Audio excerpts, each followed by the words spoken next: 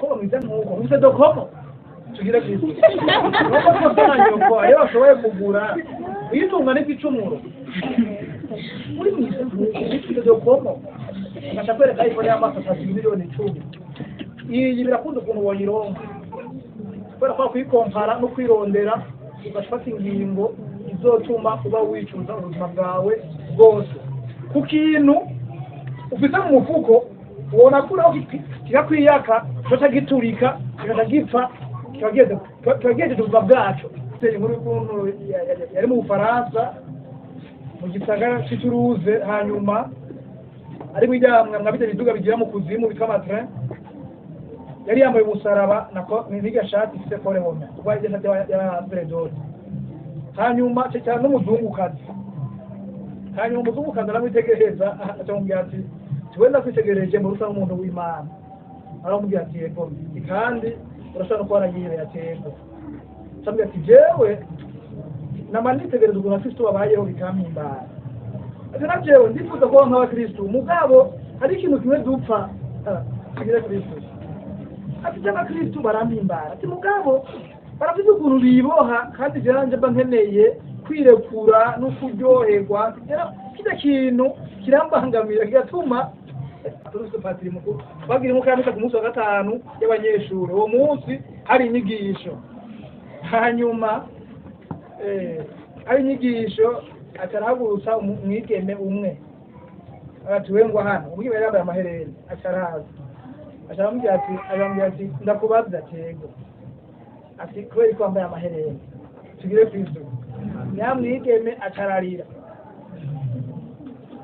ariza cyambye ati genda wicare urabona igicumuro no yavuze ari igicumuro yamwajije kubera iki wambaye amahereni. Haleluya haleluya.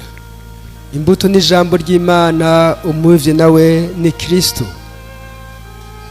umwemera wese azoramba myaka yose. Haleluya. Randa aro bazocira isi urubanza none ni mwaba ari mwebwe muzocira isi urubanza nimwoshobora guca imanza nono nimuzi yuko tuzocira abamarayika urubanza ntaswe izo manza zaha ku isi none rero nimwaramuka mufise imanza zaha ku isi abo bakengera muri ekleziya nibo mwo kwitorera nk'abacamanza ibyo mvuze birabatetereza mbega muri mwebwe nta muntu w'ubwitonzi yobaho ngo ashobore gucira urubanza bene wabo ariko umuntu araburana na mwene wabo kandi bakaburana imbere y'abatemera mbere n'ubu hari icyo muhombye rwose kuko muriko muraburana murabavukana ni kuki mutopfuma mukunda kugirirwa nabi ni kuki mutopfuma mwemera kugungwa ariko ni mwebwe nyene mubwirira nabi abandi mukabagunga kandi ari bene wanyu canke nimuzi yuko abatari intungane batazotorana ubwami bw'Imana nimuzinire rero nta basambanyi nta basenga ibigirwamana nta barenga ibigo nta bahunahuna nta bagabo bashurashurana n'abandi bagabo nta bisuma nta ngumyi nta mboregwa nta bacokoranyi nta basahuzi bazotorana ubwami bw'Imana kandi bamwe muri mwebwe niko mwari mumeze ariko mwaruhagiwe muratagatifuzwa mwabaye intungane ku izina ry'umukama Yesu Kristo no kubwa mutima mwerana. Iri ni jambo ry'Imana. Dushimira Imana. Isho twarikuye Abanyakorenti ba mbere cya gatandatu kuva ku murongo wa mbere gushika ku murongo wa 11. Yako Galatiens 6 verset 1 à 11.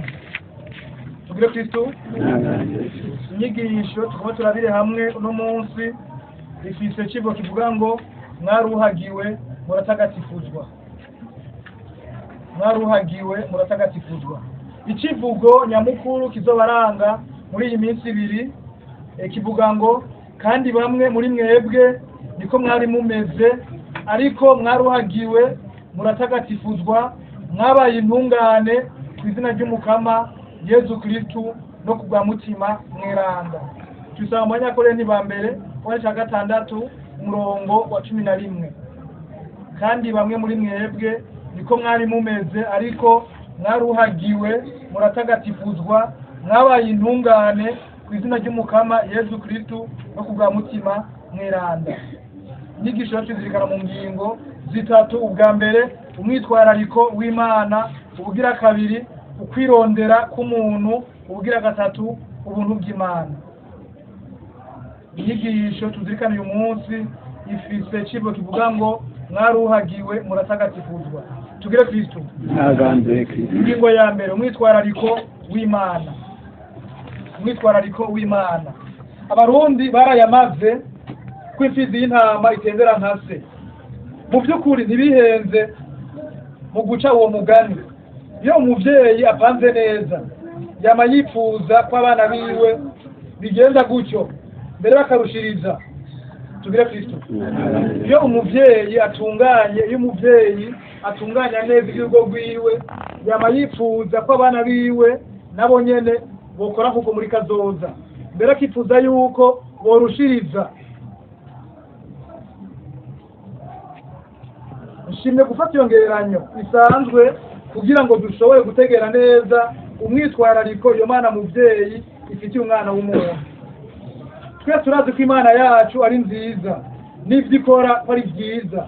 Iyo Mana rero nayo yifuza ko tuba abantu beza nkayo, tugakora neza nkayo, mbere tukanarushiriza. Muca mwibuka Yesu avuga ati unyemera azokora ivyo nkora mbere anarushirize.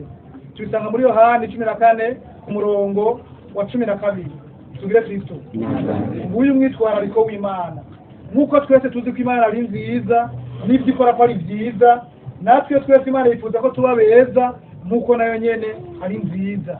Icyo gituma Yesu avuga ngo uwunyemera azokora ivyo nkora mbere anarushirize. Nguyu mwitwarariko w'Imana. Tugire Kristo. Nuko twese twoba beza mu byo dukora, mu ngingo, mu myitwarariko, kuba beza nkuko Imana ari nziza. N'umwitwarariko Imana ifite umwana w'umuntu.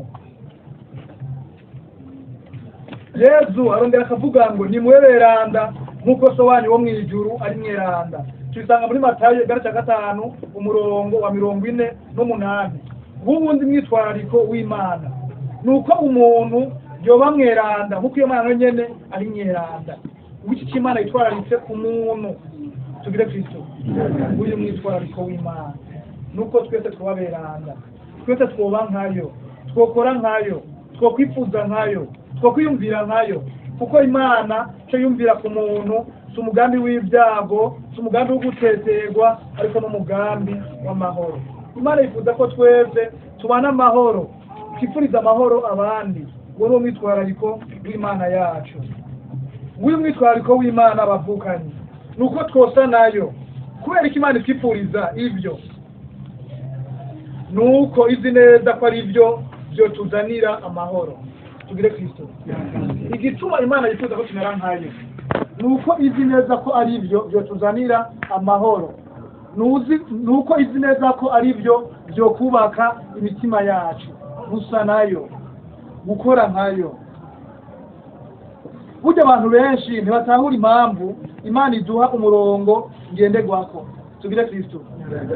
Murashira ijambo umurongo ngenderwako, mwumve ko ndiko ndavuga ambwirizwa y'Imana. Abantu benshi ntibatahura impamvu Imana iduha umurongo ngenderwako. Benshi bwira ko Imana ishaka koroherwa no kutuyobora canke izindi nyungu zayo aho ibambewe. Ibyo byose nta nyungu n'imwe Imana ifisemwo, uretse ko yifuza ko umuntu wese yobaho mu mahoro kandi ahimbawe. Kuko igicumuro kitwambura ubudahangarwa duhabwa n'Imana mwibatisimu, bigatuma noneho rero umuntu abaho atamahoro afise mu mutima. Tugire Kristo. Tugire Kristo. Abantu benshi twibwira yuko Imana yashizeho amabwirizwa cyangwa uwo murongo gende nkuko bamwe bavuga ngo divize pour régner. Nkaho mengo Imana yashizeho amabwirizwa kugira ngo ishobore kudutwara neza, camwe naho izindi nyungu zayo. Oya, Imana ishiraho amabwiriza kugira ngo umuntu ari mu mahoro, kuko umuvyeyi wese mu rugo rwiwe atunganya amasaha yo gutaha ku bana biwe. Isa umwana izotanga azora ari hanze, suko umuvyeyi aba yaha umwana. Oya, ni uwo mwitwarariko kugira ngo umwana akurane iyo ndero runtu abe umuntu muzima.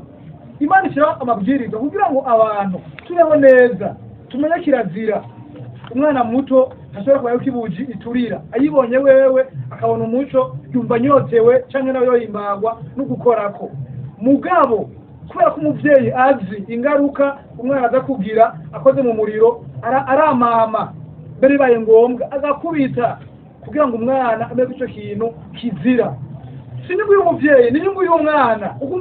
Nivyo umwana ahiye umuvyeyi yodepansa uburyo, mugabo umwana niwe wabara.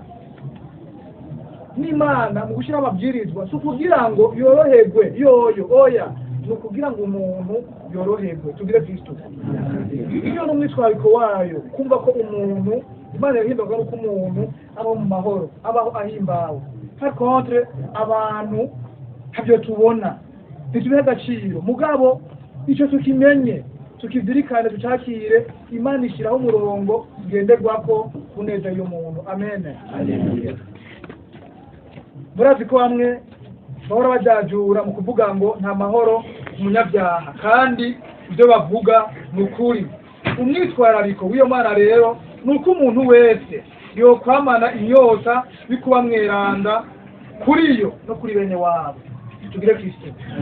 Uyu wundi mwitwarariko Imana ifitiye umuntu wese ni uko umuntu yamweranda ku Mana akamweranda no kuri mwene wabo. Igituma uno munsi mw'isi hari ingorane nyinshi n'ibibazo byinshi, ni uko abantu batakinyote kuba beranda kuri bene wabo. Umuntu akumva ko afunguye we wafunguye, abantu bose babafunguye. Hari bamwe mbere bahimba iyo bahaza akavuga ngo Burundi bwose burahaze. Umuntu akarya ahaze karenza ko amazi agatura umuwaza ngo Burundi bwose burahaze.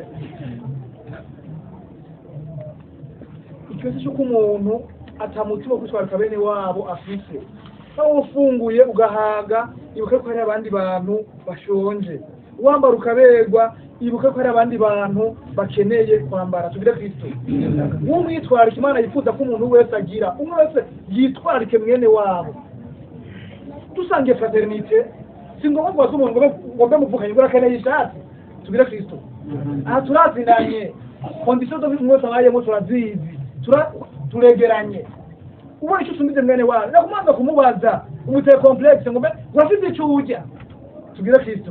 Imigenzo y'abarundi numugendera umuntu ugasanga kiravungura tumubaza ngo mbona nawe urajya. Tugire Kristo. Icyo kibazo nicyo umuntu yimana barabura korako muri kiriko byanyu bakimuhaye. Tugire Kristo. Nishinda ko uwo mwitwarariko kuba muri twebwe kwibwiriza mu by'ukuri muri fraternité ari umujene afise ishati. Uko duhera yambaye ishati imwe ko ufise zine, reka nzofata imwe ndayimesure, ndayigorore, ndayishire mu gashashe, ndayimwe nk'akado kandi hazoyanka. Tugire Kristo.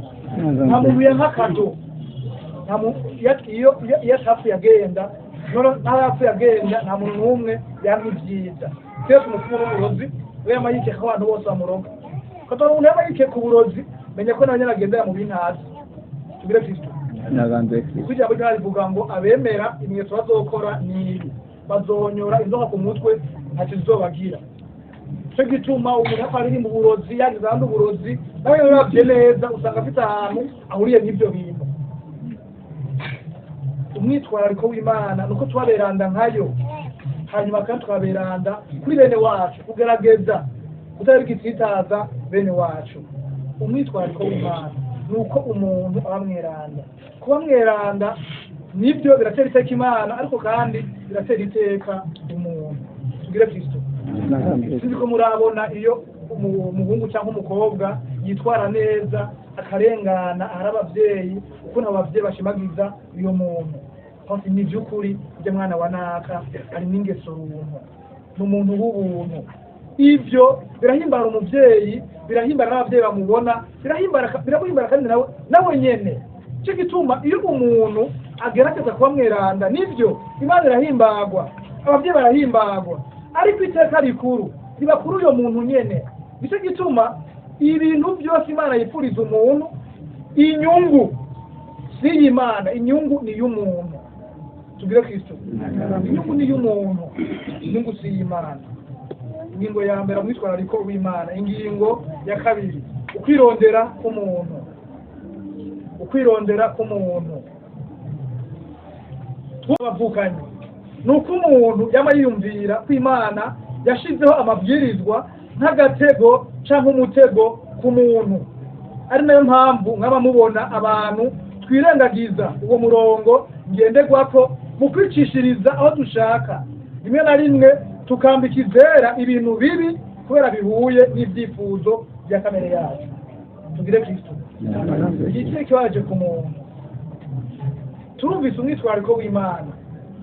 Muga kubera ko umuntu yaba yirondera, umuntu yamafata nkaho umengo babwirizwa n'agasego Imana yashizeho kugira ngo abantu ntibazogabane ijoro. Umunsi umwe umufatiri wateye inkuru y'ukuntu yari mu Bufaransa mu gisagara cy'Ituruze, hanyuma ari mwijyamwe mwabite biduga bigira mu kuzimu bitwa matrin, yari yambaye umusaraba nako n'igashati ifite kore home kuba igenda ya Predot.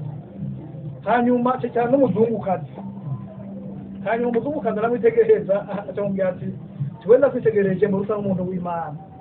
Aramubwira ati yego kandi urashobora kuba aragiye yatembo. Samubwira ati jewe namanitegereza ukuntu Kristo babayeho bikampimbara. Ati na jewe ndifuza kuba nk'abakristo mugabo hari ikintu kimwe dupfa kigire Kristo. Ati cyangwa Kristo barampimbara. Ati mugabo baravuze ukuntu biboha kandi jeranje mba nkeneye kwirekura no kuryoherwa. Kida kintu kirambangamira kigatuma ndumva ko roja mu murongo wo kuba umukristo. Hanyuma yamusize amasaha amwumviriza, hanyuma nawe ashara mubaza ati ndumva ko iyo tufite ari nziza yo kuba umukristo, mugabo gatinya ko wogira umurongo ngenderwako n'ubwo rugendo rwo kuba umukristo. Ati none wowe atwara imodoka hari atabona yitwara, atobaza kunyonga imodoka hari muri gisagara turimwe. Ati yego abana inyonza. Ati renga mu Faransa mugira mukono wawe tugira mu wawe. Ati none umunsi wowe atwara imodoka hari hanyuma ukadevia ukava muri gauche ukaja muri droite ho biki sigire Kristo.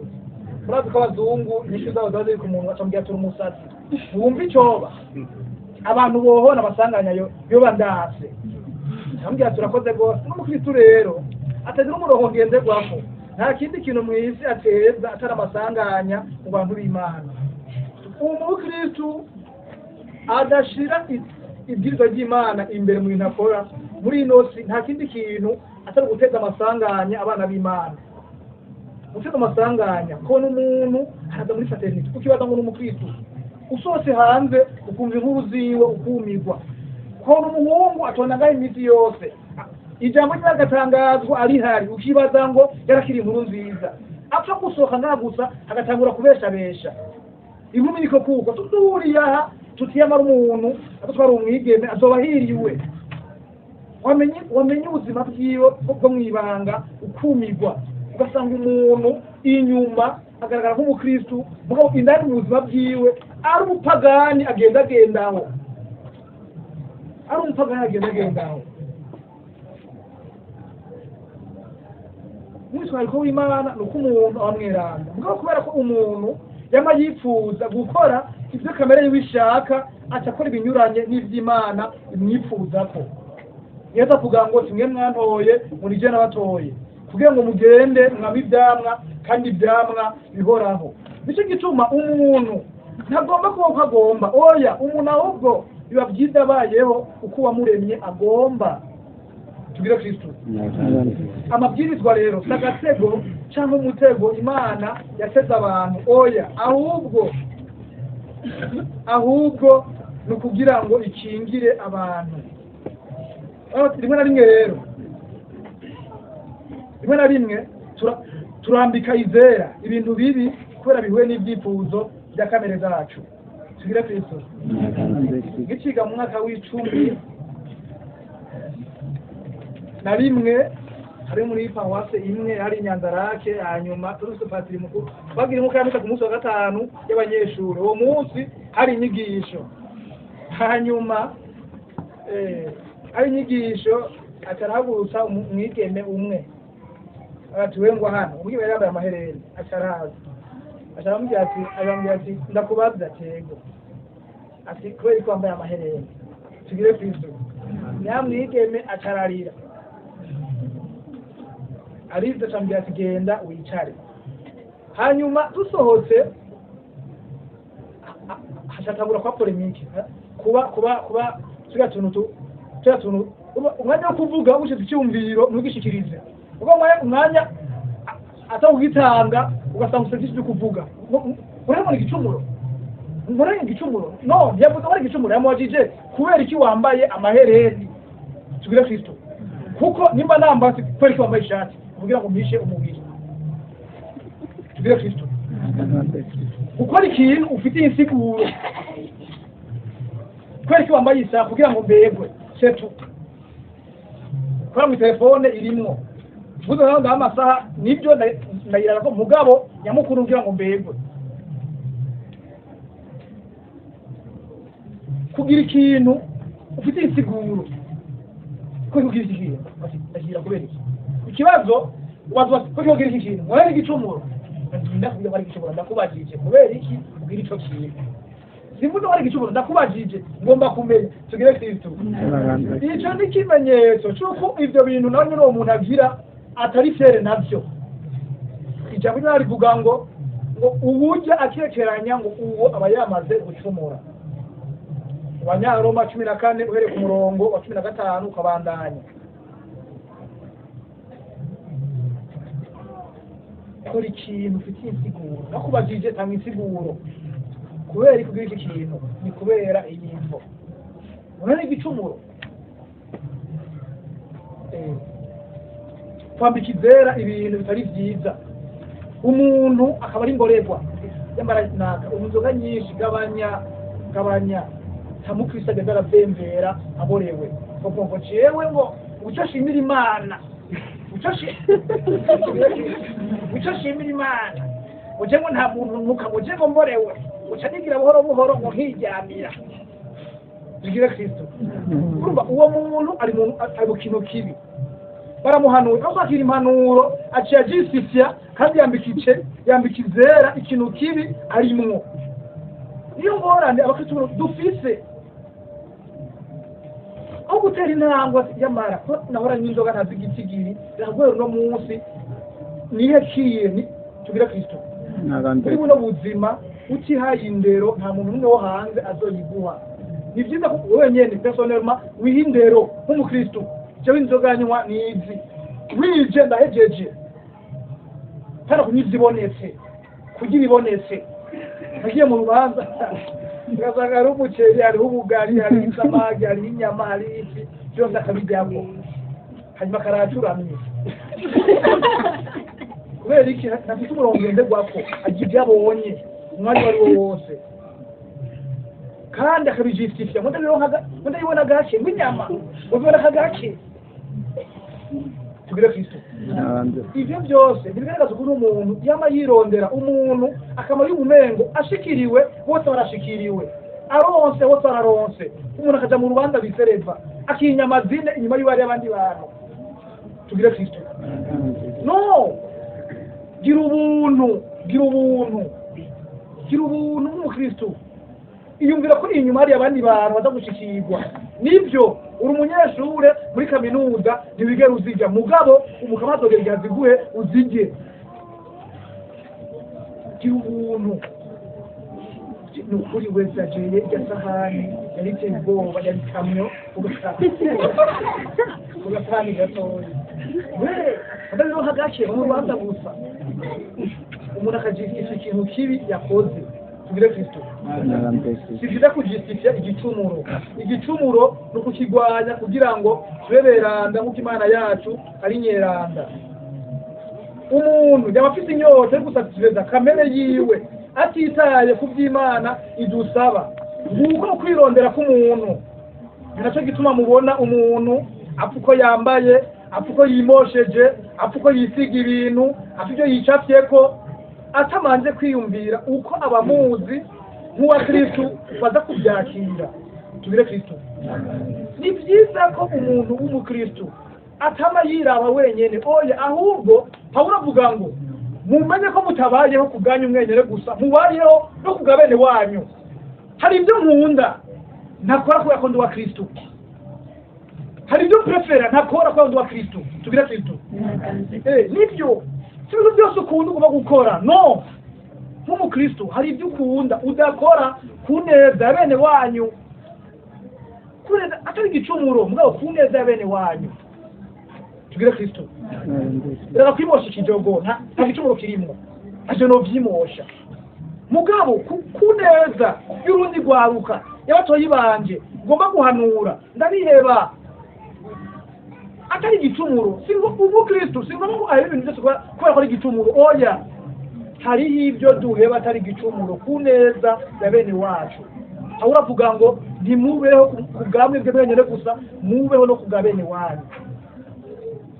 Iyo niyo ntabwo umukristo agomba gushikako. Naho nkunda iki kintu ndagikora kubera ko umukama asanga mu rupangu baragutera umujugujugu w'ijambo, ukavuga ati amwe no mwishura bambaye imbwa, naho ugatera uwundi mujugujugu akaba akajagari mu rupangu. Kandi umuti n'inyishu ni bya bindi nyere wa mukristo wo muri mukidamwera. Tubire kristo kandi bagiye kubikora umutima nawo ukumva urakwankiye, ugatangura kwiyakiza. Tubire kristo nibyo ndazi ko birabaza ko umuntu akwataka aguhoye ubusa, mugabo abantu bimaze gushikira bakatakwa hanyuma bakihorera. Sinzi ko maze kumva akanyamuneza umuntu agira inyuma gutsinda iyo ntambara. Umutima uruzura akanyamuneza kadasanzwe, menshi nibyo umubiri urababara. Ari umuntu agucumita ijambo ukumva ati ijambo by'ukuri nibyo birashikiriye pe mugabo, kandi ibyo kumwishura nanjye umujugujugu wo kumwishura nk'uyu ndawumva ko ndawufise mugabo kubera Yesu ndemeye kwakira ububabare. Nibyo umubiri urababara ariko umutima uragira agahimbare kadasanzwe kunesha iyo ntambara yuko ikibi cishugwa n'ikibi.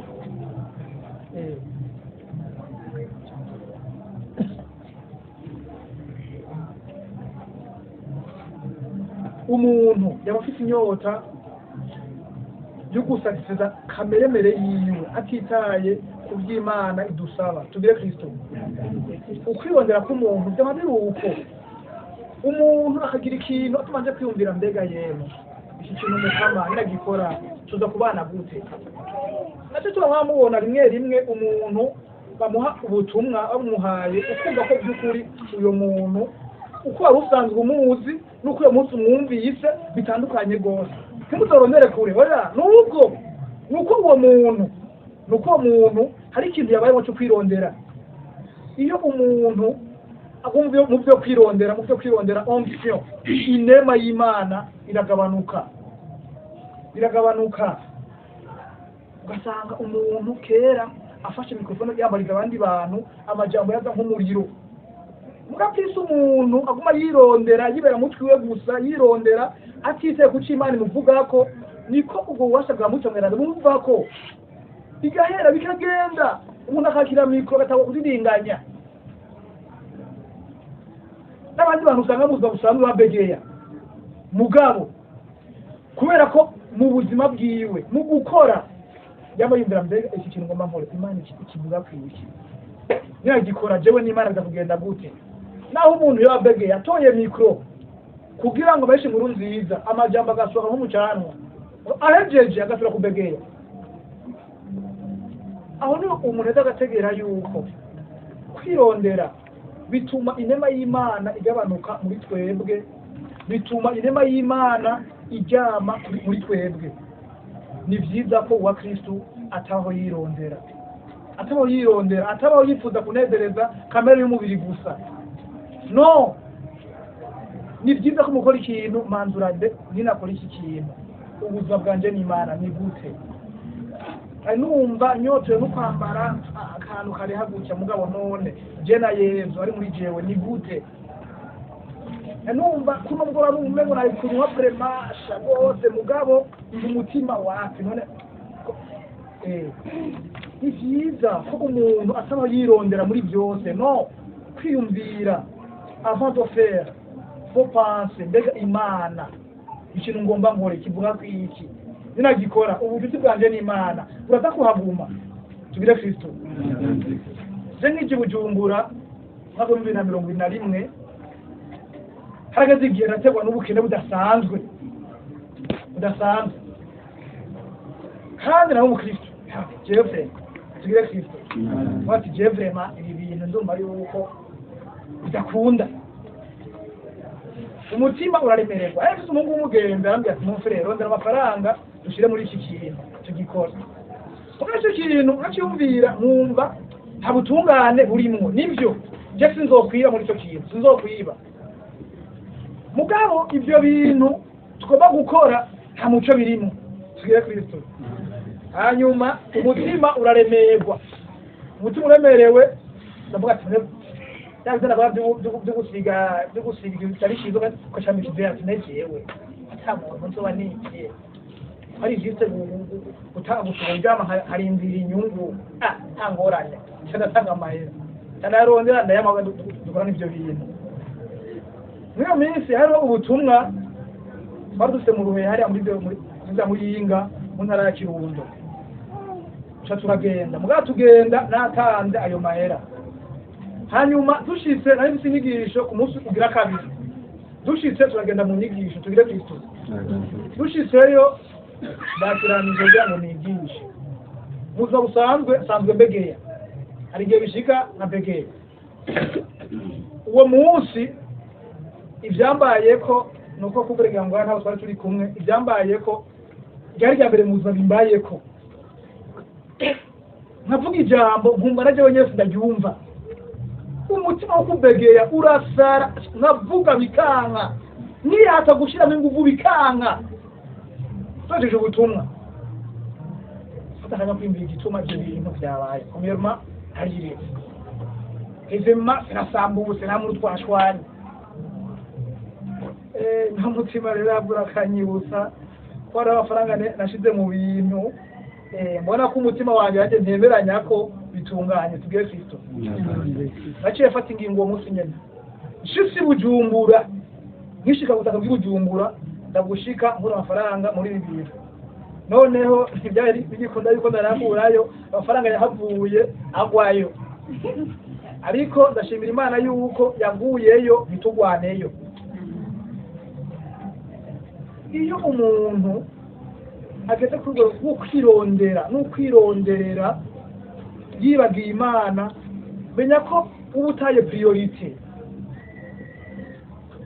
y'ubuzima kandi ingaruka mbi si ku Mana ingaruka mbi ni kuri wewe nyene ngize ko bavukanyi tutirondera oya ahubwo nyabuna kwama twiyumvira mbe ikintu ngomba nkore Imana icyumvira kwikirana nagikora ubugenzi bwanje n'Imana uza kugenda gute muvukanyi sohoka rero muko kwinezereza kutagira akamaro nyabuna wumve ko byose ubikora kubwini nahazwa bya Yesu Kristo nivyukuri aho uzobaho nivyukuri aho uzoba wasohotse mu kwirondera kandi uzoshitangura kwa mukanyamuneza ukutikompana n'abandi ko bigutume ugira umwitwarariko utagira akamaro gutyo uheze wibere mu mahoro yuzuye tugire Kristo sohoka muri uwo munezero utagira akamaro niwasohoka mu kwirondera bizogufasha kubaho utikompara igituma abantu tubayeho nabi tubaho twikompara ku bandi bantu shirena naka none ko naka cyakomera naka kuvuga nka kugira nka naka nibyo si bibi mugabo mugenaho udafise ubushobozi ukikora ibitokogwa kugira ngo umere nka naka bigaca biba bibi kurusha ariko iyo umuntu amaze gusohoka mu kwirondera no mu kwinezereza bidafite akamaro bituma abaho mukanyamuneza umuntu akabaho atikompara n'abandi bantu aho tekanye murakumva ati byo vraiment ndirabura kandi je suis satisfait ko nirabura nsa n'Imana ndanyuzwe n'amahoro nibyo murakumva ko nyuzwe nuko ari nava n'abavyeyi uno musa rugwaruka gwihakara abavyeyi kugira ngo bemeze bene wabo oya cece sinutama abakobwa bongaya abahungu bongaya urudupagani kubera iki kubera kwirondera ushaka kwitonesha ku bantu mu mafuti mu bitari byo kandi mu gihe uzowasohotse ngo kwirondera uzotangura kuba mu kanyamuneza k'umutima ubeho unyuzwe n'ukubayeho nyene tugire Kristo reka ndaha akarorero jewe ndamaze kuganira n'urwaruka rwinshi abahungu n'abakobwa ubona ko by'ukuri bataye umurongo mu buzima bwabo ari abantu nuvuga ko batari mu murongo mwiza ababyeyi babifuzamwo tugire Kristo benshi si uko bataronse education de base oya si uko batarezwe oya ahubwo ni uko bahisemwo abamodo babi bahisemwo inshuti bafatira ko mbi iyo umuntu si ugwaruka gusa umuntu ari wese iyo ahisemwo umuntu afatira ko mubi nawe nyene amaherezo ni kuba mubi cyo gituma abakobwa bose mubona bagenda ngaha duha amazina bamwe twitaba abandi bariya imvo nuko bahisemwo abagenzi babi tugire Kristo naganze Kristo iyo duhisemwo abagenzi babi twifuza kumera nkabo hari igihe ubushobozi bwo kumera nkabo tuba tubufise kugira ngo tumere nkabo tuba dukora ibidakorwa ugasanga uri umukobwa mwiza nk'uko ufite dokomo tugire Kristo nuko twasanyuko iyo bashoboye kugura uyitunga n'igicumuro uri mwiza nk'uko ufite dokomo ugaca kwereka iphone y'amaso 3,10,000,000 iyi birakunda ukuntu woyironka kubera ko kwikompara no kwirondera ugafata ingingo izotuma uba wicuza ubuzima bwawe bwose ku kintu ufite mu mufuko ubona kuraho kirakwiyaka cyoca giturika kikaza gipfa kibageze ubuzima bwacu tugire Kristo iyumvira umuntu akaba ubuzima bwiwe na iphone ikintu kiri très fragile ntubona ikorokeye nk'aha hasi biba bihetse umuntu agakaba ubuzima bwiwe n'icyo kintu kubera iki kwa kwirondera kwifuza kumera nka naka gusa nka naka kwambara nka naka gusohokera nka naka cyangwa nkunda kwibaza ndashaka ikintu tuyaga nk'abakobwa atakazi bagira cyangwa nkunda kubona buri weekend bari ku mucanga abakobwa kugenda gute amafaranga saya nise yamuhaye nyina yamuhaye abona ko bigenda kose nimba atari umugenzi we kumbura every hanze yamutwayeyo hari izindi nzira ariko bicishamo kandi tari mu muco ni byiza ko bavukanye twiga kunyurwa nibyo dufise nk'abakobwa nimunyurwe nakwirondera mu makosa nimunyurwe n'ibyo mufise tugire Kristo igihe kigeze Yesu azabatera iteka nk'abahungu nimunyurwe n'ibyo mufise nuko mumeze reka kwita ku rutare no kwibuye ubeshabesha ibitari byo kereka bedakobwa ko bigenda kose uzokwigira utuntu utobona inshuro 6 ku matwi no ku rurimi hazaza ko amahereni uyashireko ico ngicyo ni kimwe nuko uzokwebeza ahunga igihumbi mwa zo gutwara azohumwe iyo utabamaranye abahungu nuko wikubagure cyangwa ugire gute ko uzogenda kose wewe ndakobwa igihumbi umukobwa uzotwara numwe kandi kibabaje uko muri igihumbi wemeje ushobora gusanga atarimo cyo gituma ibyo byose kibaza ngo umunezero bidukura ku Mana dusabe Yesu tubisohokemo tugire Kristo tubisohokemo kuko nabivuze ikibazo ku Mana ikibazo kigaruka ku muntu kwirondera ku muntu umuntu akirondera mu nzira zitarizo ingingo ya nyuma ubuntu bw'Imana uri hano 3:6 niho umwanditsi agira ati kubera urukundo Imana yakunze abari mu isi nibwo rwatumye itanga umwana we w'ikinege umwemeye wese ntapfe rubi aronkeriho ubuzima budahera amen haleluya amen kubera urukundo Imana yakunze abari mu isi nibwo rwatumye itanga umwana wayo w'ikinege umwemeye wese ntapfe rubi aronkeriho ubuzima budahera. Tugire Kristo. Ngubwo ubuntu abantu bose twagiriwe, ngubwo ubuntu inzaruka uko zizogenda zirakwirikirana twagiriwe, kubona Imana yatanze umwana wayo Yezu Kristo kugira ngo abantu bose abishatse bose abemeye bose bagire ubuzima kandi ubuzima bw'umwuzurira. Ngubwo ubuntu bw'Imana bavukanye. Imana yemeye gutanga imfura yayo ngo ironkere urukiza abantu. Mu ijambo ry'Imana ryatwinjije mu nyigisho twumvise ukuntu Pawulo atwibutsa ko kera natwe twari abapagani twagendera mu mwijima, ariko noneho agaca asozera atwibutsa ko uwo Yezu ari we yatugize intungane igihe twamwemera, agaheza akadutyorora, agatako akadutagatifuza kubw'amaraso yiwe yasheshe igorogota. Tugire Kristo.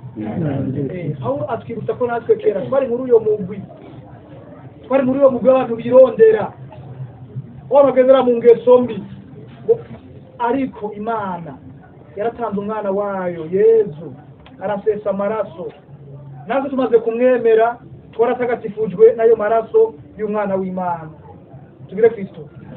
Icyo gituma akaririmbo rwose nkunda k'abavukanyi b'aporoti avuga ngo igorogota n'umusozi umwe mu misozi ntazibagira,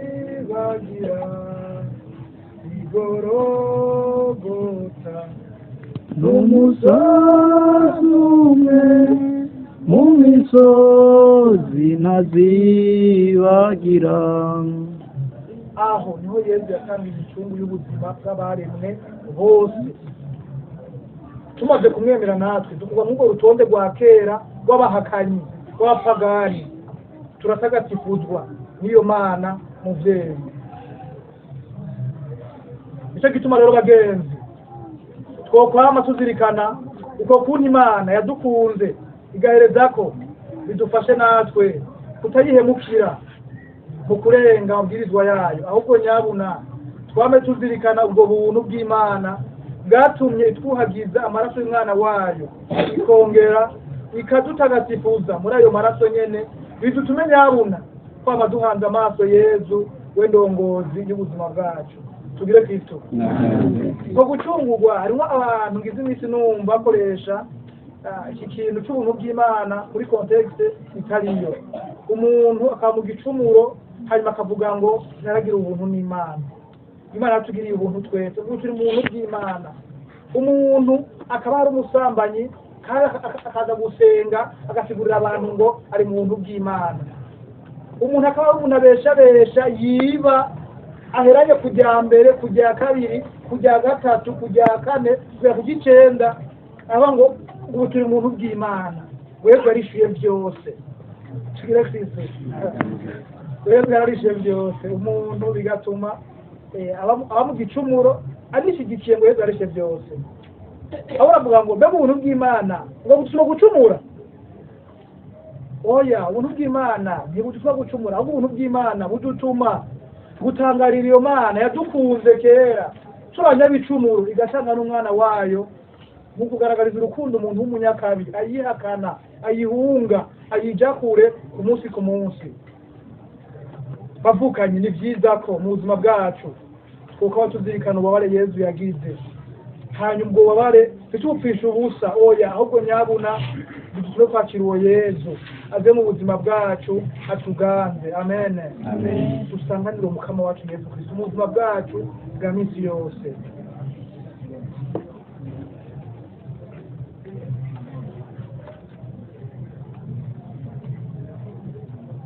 Biradufashe kandi ubwo buntu bw'Imana kandi bunadufasha kandi tudacira imanza bene wacu mu kwibuka ko natwe kera twari tumeze nkabo. Tweze nyabuna tubengenge mu magara make yabo, tubengenge mu magara make yabo, tunazirikana ko tutagira ubuntu ubutyorogwa no gutagatifuzwa kubera ibikorwa byiza byacu nyabuna twihweze uwo Yezu we igikorwa cyiza kuri twebwe cyatuzaniye amahoro n'ubukiriro tugire Kristo ubwo buntu bw'Imana wavukanye ntudutere ubwishime oyaye ahubwo nyabuna kuko hari igihe umuntu aho Imana yamuteye iteka kiva mu gicumuro akaba ari mu buzima rukristo agatangura kwakiza abandi bantu gucira imanza abandi bantu ngo bari nitwogendana ngo kubera ibi kubera imvi nivyo Pawulo avuga ngo mwirinde imbwa n'abarozi simude mu mucudike n'abanyakabi oya bo banduza ingeso zabo mugabo ntitubacira imanza ntitubagirize ntitubagire kure oya kuko bavukanye igihindura umuntu si impanuro nyinshi